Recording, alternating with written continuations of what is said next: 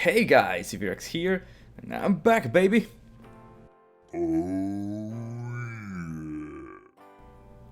I had a very difficult month and I wasn't able to record new videos, but here I am. I have a lot of gaming gear to review, so stay tuned, and I'll try to upload twice a month or even more if I have the time. Now the topic of this video, the Razer Hyperflux. Guys, first we need to talk about something. It is not super important, but this is a $250 mouse.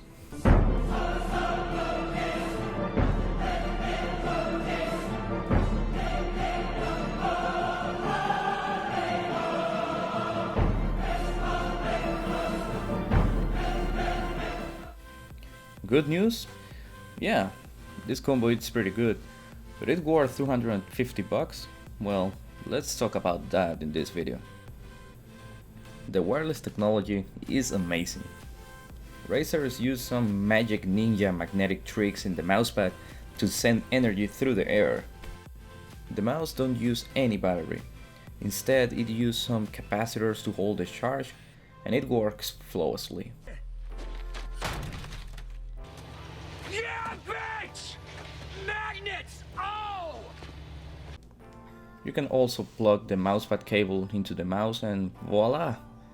A wired $250 mouse. Congratulations!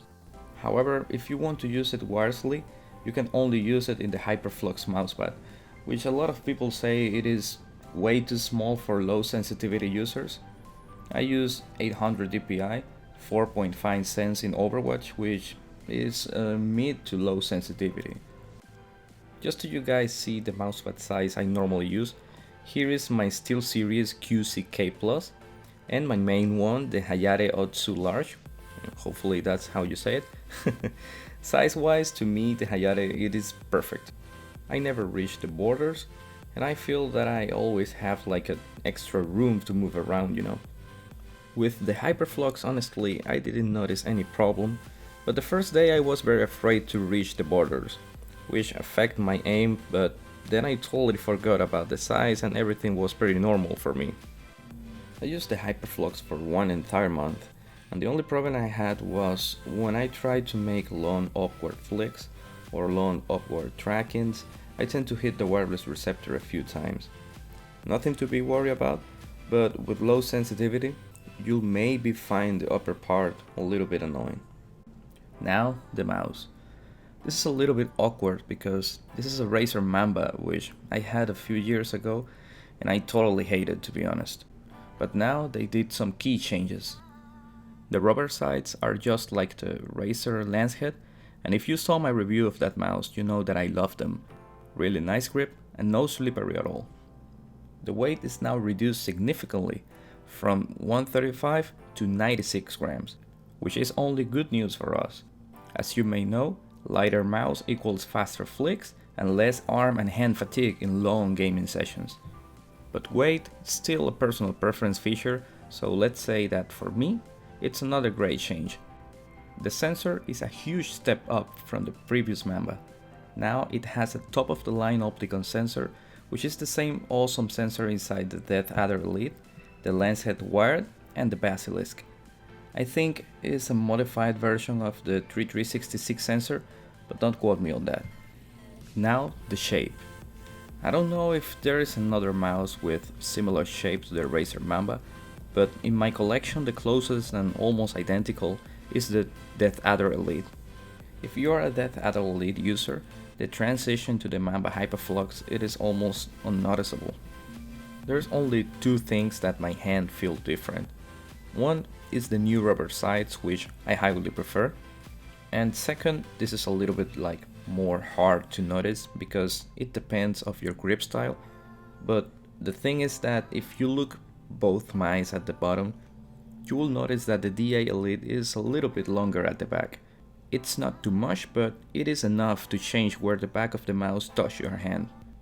The DA Elite will give you more support in the bottom area of your hand, and the Mamba will rest just in the middle of your hand. If you are palm or claw grip user, you should have that in mind. For me, I use the fingertip grip, so I never touched them out with those area of the hand. The other differences in the shape are mostly aesthetics.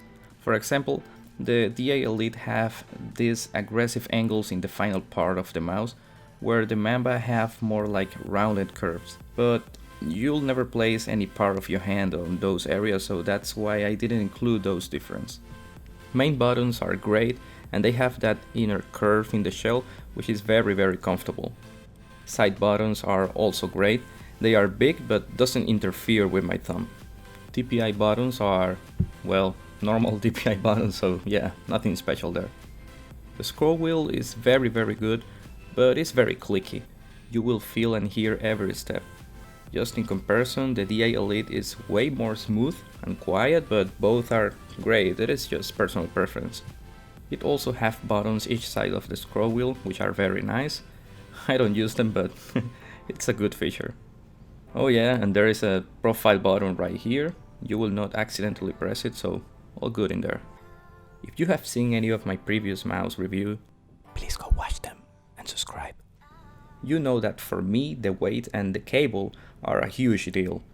So honestly I was very excited about this one. And yeah, the weight is awesome, and even that I prefer ambidextrous design, I really like this one. It is like holding just a little bit smaller and lighter DA Elite, but without the cable. And that takes us to the other main thing, the wireless feeling. You won't notice any difference in delay or something like that, but there are some companies that make very good quality cables, so flexible and light that when I compare the feeling of a wireless mouse and something like the DA Elite, the Lancehead Basilisk, or the entire Sawe lineup for example, you can notice any huge improvement in feeling because you barely feel the cable at all. In conclusion, and I'm going to be 100% honest with you guys right here, if you really want the best wireless gaming mouse right now, and you have the 250 and you love Razer, go ahead, because right now, yes, it is the best wireless gaming mouse out there. But for me, it is too expensive for what you get.